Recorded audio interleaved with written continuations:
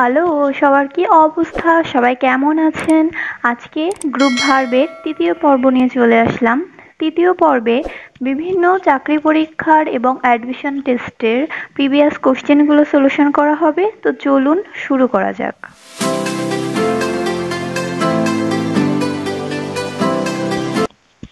আজকে আমরা শুরু করব 27 নাম্বার থেকে। তো চলুন শুরু করা যাক। The Bangladesh cricket team dash with a victory against England. তো এখানে কি হবে? অ্যান্সার হয়ে যাচ্ছে ঘ নাম্বার, অর্থাৎ স্প্রাং আপ। এখন স্প্রাং আপ কেন হচ্ছে? কারণ এখানে স্প্রাং হচ্ছে সেন্টেন্সটার গঠনের জন্য, বাট স্প্রিং আপ হচ্ছে মেইন ফ্রেজটা, যার অর্থ হচ্ছে পুনরুজ্জীবিত হওয়া। তো পুরো বাক্যটি যদি সম্পূর্ণ করতে হয় তাহলে স্প্রাং আপ দিয়ে সম্পূর্ণ করতে হবে। 28 নম্বরে রয়েছে যে এখানে কোনটি কারেক্ট। তো প্রথমটি কারেক্ট হবে, his name has been cut off. কেন এটা হবে? কারণ এইটার একদম টেন্সের গঠন অনুযায়ী ঠিক রয়েছে। আর খ আর ঘ নাম্বার এখানে হচ্ছে না, হবে হচ্ছে ক নাম্বার। 29-এ রয়েছে we should look dash our old parents.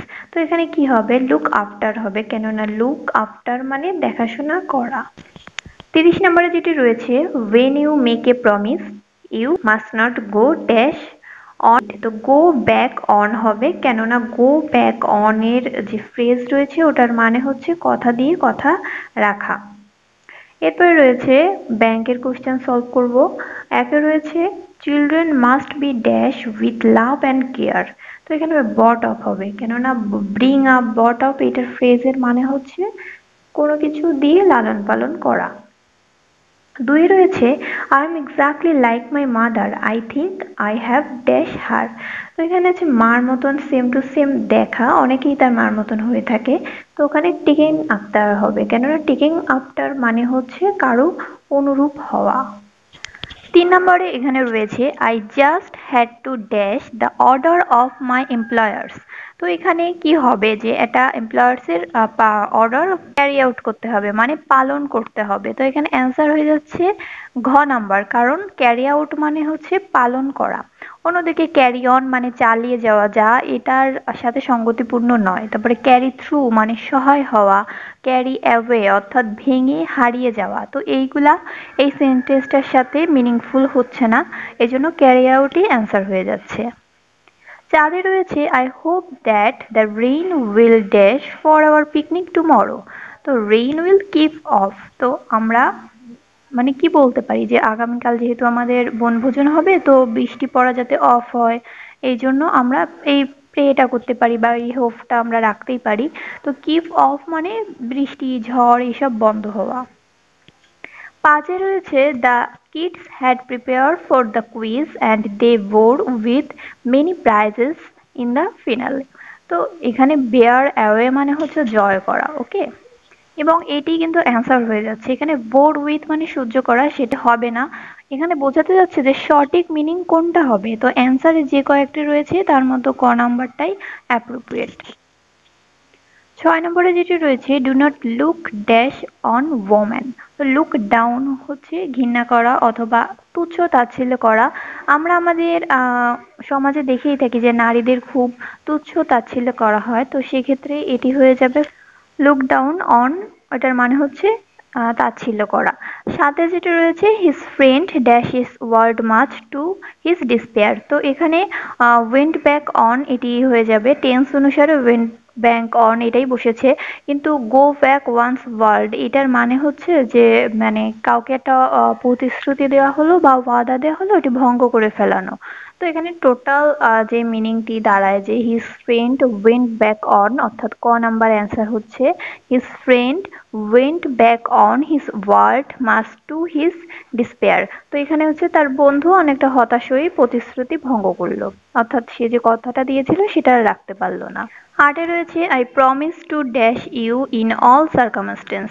তো যে আমি তোমাকে সব যে কোনো পরিস্থিতিতেই তোমার পাশে থাকার অঙ্গীকার করছি। তো এখানে স্ট্যান্ড বাই হবে, কারণ স্ট্যান্ড বাই মানে হচ্ছে কারো পাশে দাঁড়ানো বা কারো হেল্প করার একটা অঙ্গীকার নেওয়া।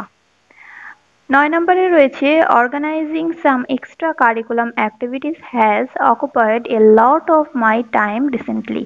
তো এখানে হচ্ছে অকুপাই মানে কি? অকুপাই মানে হচ্ছে একটা জিনিস মানে একটা স্থান সেটা দখল করে নেওয়া বা একটা জায়গা দখল করা।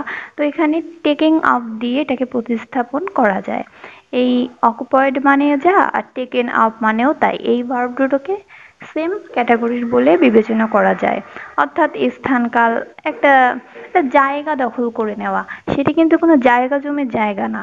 এটা হচ্ছে আহ একটা জিনিসে একটা জায়গায় যে পরিব্যাপ্ত হওয়া, নিজে একটা জায়গায় পরিব্যাপ্ত হওয়া, ঠিক আছে? এরপরে যেটি রয়েছে 11তে, this evidence dash with what one already knows. তো এখানে কি হবে? টাইস ইন, অর্থাৎ ক নাম্বারের অ্যান্সার হবে। এখন কেন হচ্ছে? কারণ টাইস ইন উইথ সামথিং এটা হবে হচ্ছে যে কোনো কিছুর সাথে সম্পর্কিত হওয়া, এই জন্যই অ্যান্সারটি হয়ে যাচ্ছে। 12 নম্বরে রয়েছে we should dash for a rainy day. তো এখানে কি হচ্ছে যে we should put something by. তো এখানে পুট সামথিং বাই মানে হচ্ছে কোনো কিছু জমিয়ে রাখা বা সঞ্চয় করে রাখা। 13তে রয়েছে she dash a brief appearance at the end of the party. তো পুট ইন হবে। তো পুট ইন অ্যাপিয়ারেন্স মানে হচ্ছে নিজেকে একটি কোনো সভায় উপস্থিত দেখানো। ওকে। 14 নম্বরে রয়েছে I hope it will not put you out if I am late. তো পুট ইউ আউট এর মানে হচ্ছে কাউকে জ্বালাতন করা। তো এখানে বলতে যাচ্ছে যে আমি আশা করছি আমি তোমাকে জ্বালাতন করব না যদি আমি লেট হয়ে যাই।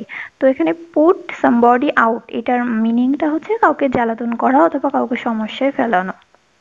15তে রয়েছে we should never cut dash relationship with our friends. তো এখানে কি হচ্ছে? কাট অফ হচ্ছে, কারণ কাট অফ মানে হচ্ছে কোনো একটি সম্পর্ক থেকে বের হয়ে আসা বা সম্পর্ক বিচ্ছেদ করা।